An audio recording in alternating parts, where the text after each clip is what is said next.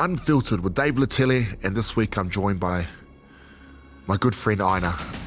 Get emotional just thinking about that conversation. It was powerful. There's no other word for it. It wasn't until my baby daddy died. I was always drunk, just always trying to escape. Talked about her growing up, what that was like, her getting into drugs and alcohol from a very young age, primary school, intermediate, the downward spiral once she hit meth, blasting a gram a day. For a lot of us, you're hearing her story, you think that's the rock bottom, but no, there's more. Sobering up in prison and realizing that this wasn't for her. And the rebuild is always so inspiring, and not only has she rebuilt her life and rebuilt her relationships with her children and her family, but she's managed to do all of that as well as help thousands of others. It is next level. I'm really excited. Don't forget to like, comment. This conversation must be shared. I know. Enjoy. Before we get started, Unfiltered with Dave Letele is proudly part of the Acast network and produced by the amazing team at Fanaticals. This episode is brought to you by my good friends, Trust Motors. Now, they're an amazing company that support everything we do in the community. I've known them for a long time, so if you're looking for a new car, trading in your car, whatever the case may be sure to support those who support the community. Trust Motors, how car buying should be. Man, we have been blown away by the success so far of Unfiltered with Dave Letele. The response, the comments, the stories that are being told are absolutely amazing, and we feel really privileged to be able to bring you these conversations. They are so important. So if you think they're important just like us, we need your support via Patreon. So only if you're able to pay for this, please. If you can't, I don't want you to pay for it. Every single dollar helps. Every single dollar will go towards making these stories blow up like they should be. Mainstream media aren't telling these stories yet. These are the stories to me that need to be told and held up on a pedestal to inspire the world. So that's why we're bringing Patreon. That's why we're implementing this tool as a way that we can continue to tell these stories to the best of our ability. And we feel very privileged to be able to do this. So from the bottom of my heart, thank you so much. And let's go. I know. Kia ora, sis, you all good? Hey, brother, yeah, I'm all good. I'm all good. Not too nervous? Oh, definitely nervous. The nerves are definitely there. I'm just feeling the fear and doing it anyway. Yeah, I think I've been wanting to get you on here for a while, and even just wanting to sit down and before this podcast, and your story is so inspiring, but I know I've spoken to you about it before. Some people can hold on to it. I have to hold on to all that stuff I went through, because that's, I go and talk and do all these things, so I have to hold on to those feelings, but some people just have put that aside and moved on with their lives, which is, I think, what you've done. Yeah. Which is fine, because it's a lot of pain. But I said to you, please, this will be the last time you have to share this. And I think it's all about inspiring others, eh? Yeah. Because a lot of the mums and bubs that come to your classes would have no idea of your story. Yeah. They don't even know you now; they know this version. Yeah. But I think when they hear where you come from, it'll be even more inspiring. Yeah. So, hopefully. So just tell us about your childhood. I reckon I was blessed as a child. My mum and dad, they loved me unconditionally. They always, made sure that I knew that I was loved, which was great. It was just the environment and sort of the streets, and then the people we hung out with. So is that where you mean the environment you were raised, the area you were raised in? The area, yeah, definitely the area, Papakura. So it was just full of gangs, but just knowing that I was loved, I think, got me through childhood pretty much. We were broke as, lived off food parcels. Yeah, I remember you saying that we were handing out all these food parcels, and we got the camera out and to talk to you. And you said this. The reason why you love this is because you many times growing up you had to visit a food bank. Yeah. It wasn't a visit. We lived there now. But every week we would have food parcels. It was like getting treats every week, because we knew we'd get something other than fresh air. Yeah. Is that, did that give you more empathy in terms of when you got into the work that we're doing now? Oh yeah, definitely, most definitely. Because I didn't know that that we struggled when we were younger until I got older, and then But yeah, seeing the same sort of reactions on kids, especially the kids and the babies, yeah, definitely hit a nerve. Yeah. And you're saying just the treats, it was like getting a treat. Like treat, like yogurts was a treat. Yeah. Yogurts was a treat. I remember because you would get like cottage cheese and alfalfa sprouts in your food parcels, and like having that in a sandwich instead of just like bread. It was good. I think that's what gets you, like sometimes, I mean, this work is pretty stressful and you can get, sometimes you can go to houses and you see all the, the beer bottles or whatever, and you go, why are we doing this, And then you see the children and the looks in their eyes, and you see the kids that are coming with the parents, and their parents might, going through some struggles. You just think these poor kids, eh? Yeah, 100%. Yeah, it's they didn't choose that life, so it's just unfair. Yeah. So growing up, where did you go to high school? Papakura High School. I was in and out of Papakura High School in like secondary education because I wouldn't go to school, so I had to go to alternative education. So is that when you started playing up from high school? Or was it A little bit earlier. Yeah. A little bit earlier. I remember being in like in primary, I started like dabbling with cigarettes and stuff like that, only because all the kids down our street was doing it. And then, yeah, drinking came naturally because every second house was having a party, so all the kids got in on it while the adults were drunk. Yeah. How old were you then? I was young. It's probably still in primary. Still in primary when I was trying things. Yeah, Mum doesn't know that. She does now. But yeah. And when did it start getting into the harder stuff? Around intermediate. Intermediate? Yeah. Intermediate, yeah. I would dabble in stuff. Like, if my friends had it, then I'll try it. Yeah. But weed was common, so I was always getting into that. That was like number one on top of cigarettes. It's like 11, 12? Yeah. And so weed, and what was the other harder stuff? Oh, the harder stuff, like meth was later on in my adult ages. But just alcohol, weed, like sniffing glue, all of that stuff. High school ages, yeah. Sniffing glue and petrol was massive back then, It was. It was. You could walk down the street and somebody was sniffing glue. Like you look into somebody's, like the neighbour's garage and somebody was sniffing glue. It was real normal.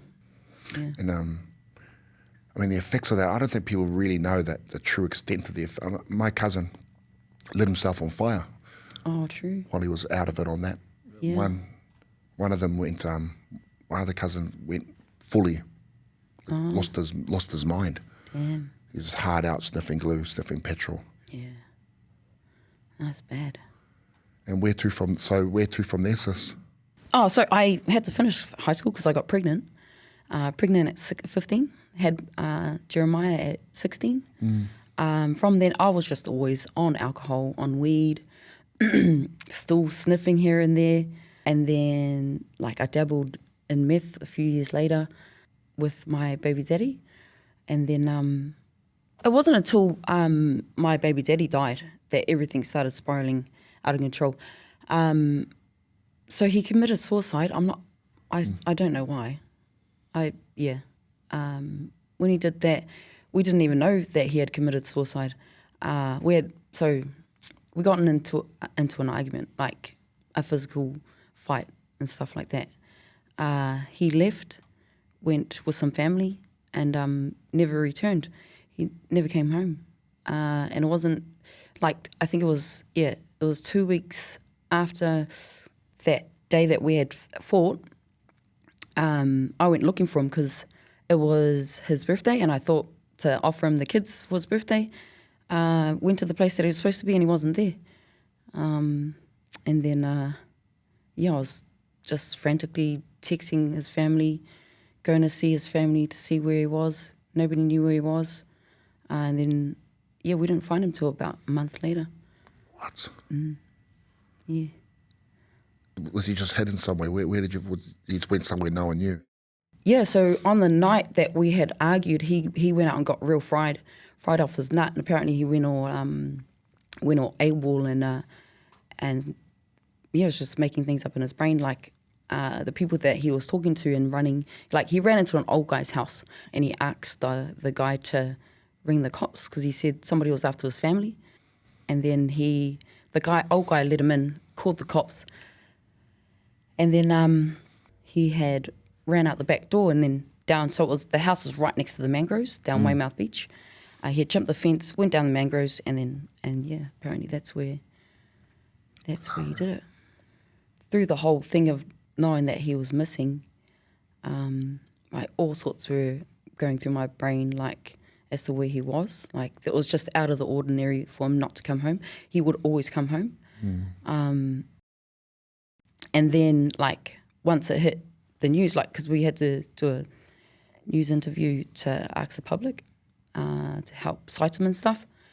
Like all the stories are coming through, like just people making up bullshit really about where he was and where they had seen him, but the whole time he was down in the mangroves. So you had, how many kids do you have at that point? So I had two. So I had Jeremiah and Carlos, and I was pregnant, 8 months pregnant. Then I was still drinking, heavily drinking in the weed. At the time I wasn't on like any harsh substances, but yeah, I was always drunk, just always trying to escape the reality of, not having my partner, or trying to do life with my kids without him. It was just so destructive, so dysfunctional. Like I moved to so many houses. I'd drop the kids off and then just not go back to the kids. I'd leave them with my sister, my mum, and just not go back for like months. Far out. Yeah. The first years after my baby daddy had died, I ended up getting with this black power guy that I didn't know wasn't allowed to have kids. And that's when I first lost my kids to my mother-in-law at the time. She got custody of my kids down in Taranaki. And I was just seeing the wrong people, hanging out with the wrong people. It took me about 2 years to get the kids back initially. And then I lost them again about a year later. Because my son ended up with bruises on his head, but I couldn't say where they were from, so it was a non-accidental injury. And I didn't know how he got them. So I lost them for another year to actual SIFs. My brother ended up getting my children, but then that was too stressful for them at the time with what they were doing. So they went to my sister. They couldn't, wasn't happy with them at my sister's place, so they went into care. Yeah, and it took me another year to get them back. How does that make you feel when you're talking about it like that? Yeah, no, I hardly speak about it, but it makes me feel sick, really. I feel like I've forgiven myself for all the downfalls in my life and letting my kids down. But at the time, like if you had asked me this 5 years ago, I would have broken down. But because of the guilt that I had and I held for letting my kids down so many times. But over the years, I've gotten, I've learned to love myself and really forgive myself because I had to. Just to give people an insight, describe that destruction. When you're fried on meth, still having your kids, got your kids back, but nothing, you still hadn't dealt with anything. Like going through all of that, my life just got worse and worse. Like when I got the kids back, I thought things would be better, but it didn't. Like because I didn't deal with the grief, I just drank it away, and then I got onto meth, and then my world just spun out of control. It was just like a whirlwind of destruction. Didn't want to be on earth because of all of that. Like just letting, especially my kids, letting my kids down, feeling unworthy because, why kill yourself? You know what I mean? Why did you leave me and the kids? Like, weren't went, holy shit.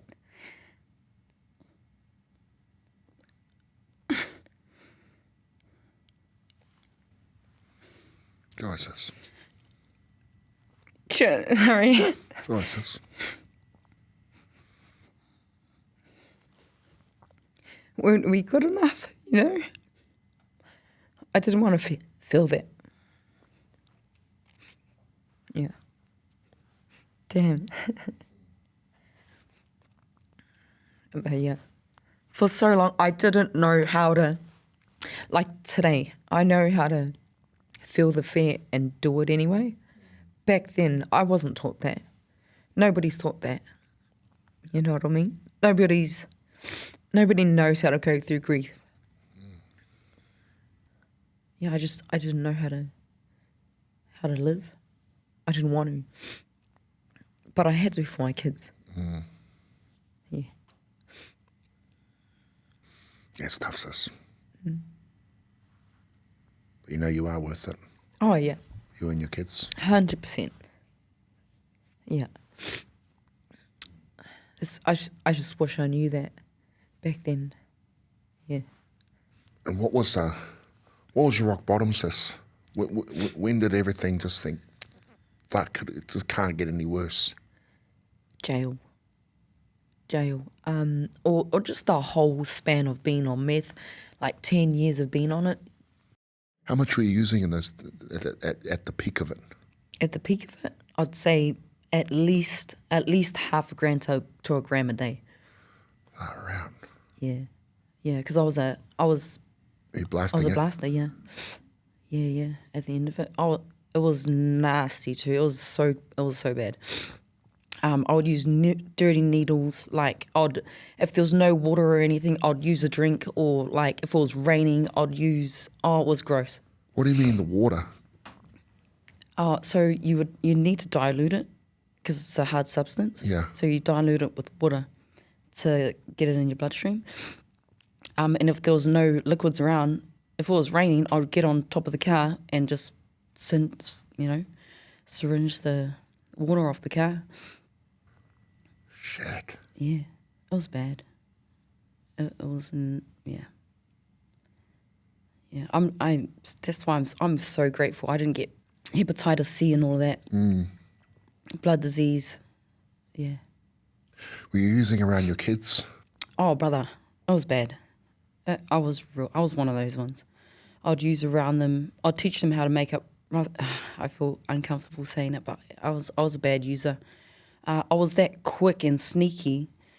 Like my mum would be walking down the hallway. I was in the bathroom blasting. I'd put it away as soon as she got to the door to come talk to me. Yeah. Man, that's a dark place, eh? Real dark, brother. Man, it makes me sad when I think about that. Like, that's dark. You know, even when I think about my sister too, you know. Oh, yeah. Man, lucky you had your mum. Oh, brother, so blessed. So blessed. My mum, my family. Through the worst of it, through the thick of it, they had been there.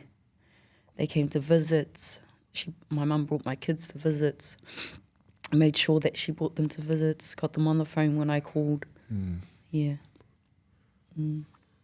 Back then, the meth was a lot more expensive than it is now as well. True. You know, I don't know. I don't know how much it is now, brother. According to reports. But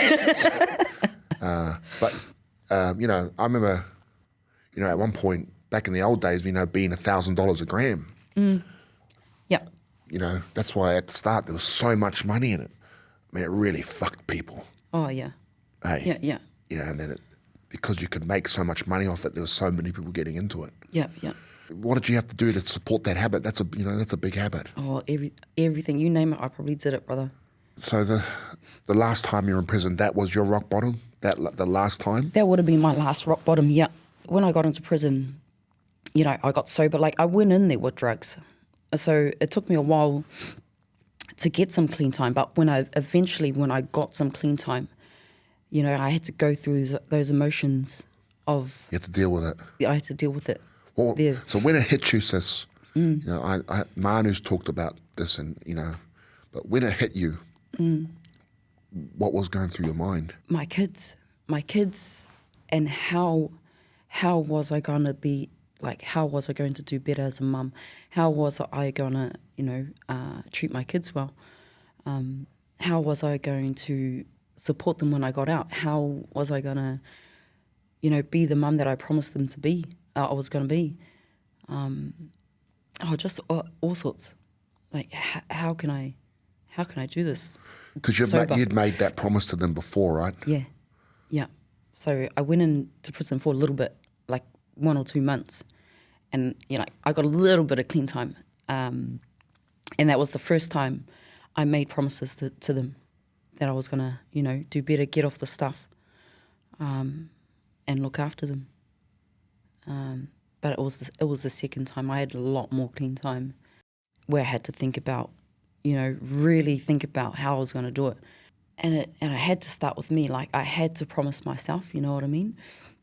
And that was hard, because, like, I never kept any promises to myself. So I had to really lean on God. My mum's always told me to always lean on God. And that, in prison, that was probably the hardest time I had ever trusted God to help me out of that. It was going to take more than my strength to do it, because I didn't have any strength. I didn't want to live, but I knew I had to for my kids. Yeah. So your kids really did keep you alive. I mean, you just didn't want to. You didn't want to be here anymore. Nah. Yeah. If they weren't here, I wouldn't be here. Yeah. I remember that same thing, on a bed. And I was just thinking, oh man, I had that moment. How did I fuck things up so bad? Yeah. Shit. And then, how can I get my kids back? And like you said, I've got to be better. I've got to work on myself. Yeah. And where did that start, sis? In jail. Yeah. Yeah. Usually at night, because I would keep myself busy during the day. I ended up over in low side. So I was able to get a job. So I was working during the day, and then at night time, that's when you start thinking about your life and what everybody's doing on the outside and how my kids are, what they're doing. Like, at night time, all I could think about was all the stuff that I did to my kids, or without my kids, like all the bad stuff, all the promises, all this. Yeah. That's when I would think about it, really, at night time. And it wasn't until I started doing rehabilitation programs inside prison that I was able to sort of put together a plan of how I can, manage my addiction, and how I could heal, basically. Because I just didn't have the knowledge on how to heal. Yeah. What did that plan look like, sis? In my head, that it was real basic as. What it was basic as, it was just to get out, have my kids, live with my kids, and then get some mahi to provide for my kids. That was the first plan that I wanted to nail. There was nothing else bigger than that. That was a big thing for me. Yeah. And how about what was the plan around keeping off meth? I just used my kids. I did initially have a plan to go into rehab, but there was no spaces at the time to get into Higher Ground and Wings Trust. So I was just, that was the only plan to come off meth. I learned a lot of tools within the program to sort of help me deal with things like how to take care of myself mentally, how to, make sure that my whānau's right, and, and just my relationship with God and my physical well-being. Like, I started doing burpees and stuff in jail, but it wasn't, I didn't really get hard out into it. I remember, hearing you talk about your kids and the stuff that, that you did. And you sort of have those moments where, like me, when I think about it, I look at my older boys, and I just think, whoa. Oh, yeah. Like there'll be a memory, and it'll just, fuck. Why did I do that, you know? Yeah. This would have been fucking tough on your kids. The trust was gone. The trust was gone, brother. So my eldest son, he didn't really stay with me. And when I got out of jail, he had a girlfriend, Kea, and he was living with her family at the time. And like he would visit every now and then, and it took him a while to sort of come back and stay with me. It wasn't until I started keeping, pulling through with the promises that he started coming back home. My two youngest, like they would always keep tabs on me, like if I went into the garage, things like that. All the stuff that sort of, I guess for them was a trigger. And I just know I broke their trust, and it took me years to get it back to them, to gain that trust back. Because like even when I first got out of jail, I had a blast. Really? Yeah. Yeah, and the back of the court cells, one of my mates came in and gave me some stuff. Yeah. And I got home and I blasted it straight away. Yeah. Fuck. And I think it was my youngest Fetu, he looked at me like he knew, because he had seen it so many times. It's that hurt. You let me down. Out of doing these podcasts and learning so much from different people, I think it would be a good thing for you to sit down. And I don't know if you watched Louis Davis, where he talked about the power of saying sorry. Yeah. True. Have you had that conversation? Yeah, I've wrote them many letters, and I always make sure that I let them know that I'm sorry when I muck up, when I've broken a promise these days, but I don't think I've had that conversation. After speaking to Louis Davis, I actually text my eldest son, who we don't really talk to, and it's tough. Yeah. I got no way of contact, so I just messaged him. Doesn't answer my calls, and I just said, "Look, son, I'm really sorry for anything I've done that's caused you to, go away." Well,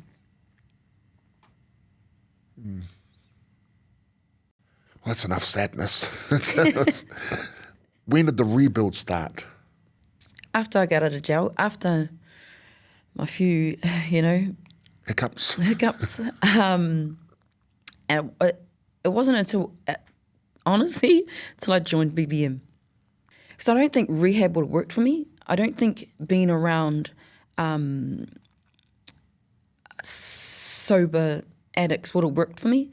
I needed to fully come away from things like that. So yeah, it wasn't until I started BBM, because like I got up, I started doing things like I did the legacy program, that great program, legacy program with the church. Great program, that was cool. It didn't feel like home to me, you know what I mean?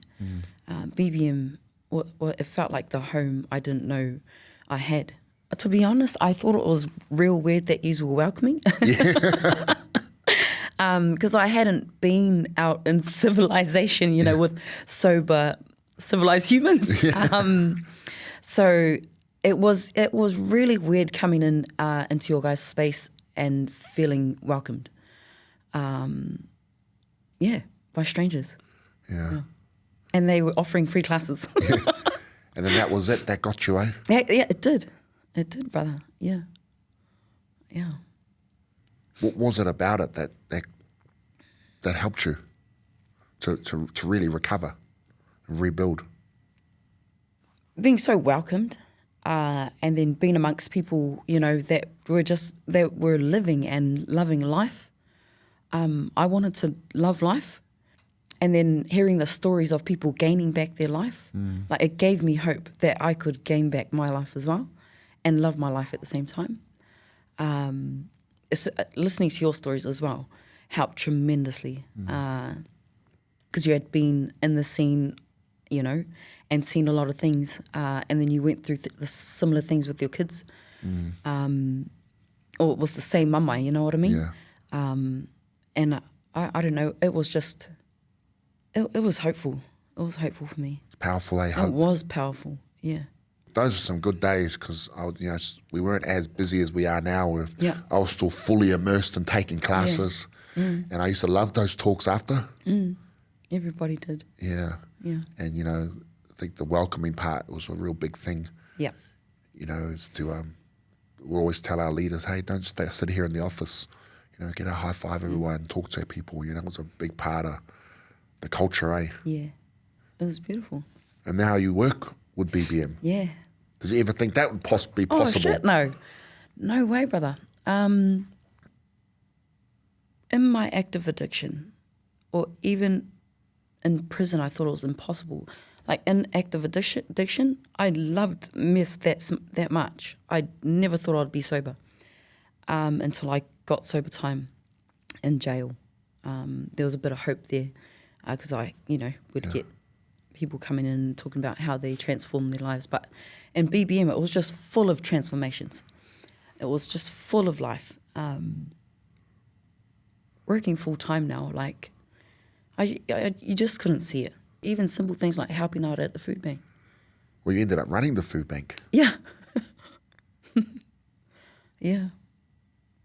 What's your life like now, sis? Oh, amazing. Yeah, just blessed, brother. You know that life's going to throw you challenges, but I know I can get through it. Yeah. But it's been amazing. Life is great. Honestly. What would you say to a young mum in active addiction, just looking up, thinking, "Fuck this!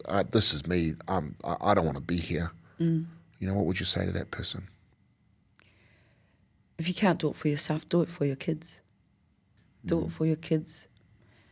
I want to say just get off the shit, but that would feel impossible. So just look at your kids and do it for your kids if you're not going to do it for yourself. You've got to have that why. You've got to have that. So something that I ask every guest that comes on, what's your why, sis? What's your purpose? My why and my purpose? My kids. And helping others wherever I can. Because Lord knows I needed the help. If you could go back, and last question, if you can go back in time when you are at rock bottom and your kids are there, what would you say to your kids now? What would you say to them back then? If you could go back and tell them. What a great question, brother. She just now go back. I would tell my kids that mum's going to make it. Mum's going to be there for you.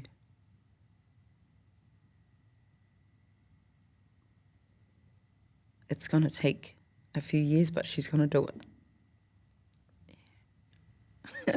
That was a good question, brother. Damn. Yeah. And sis, thank you for coming on and doing the story and sharing. I know it's hard. But also thank you for reminding me why we do what we do. Because sometimes I get trapped, in the darkness of everything, trying to, I really needed this reminder of why we do what we do. So I thank you so much, sis. God bless.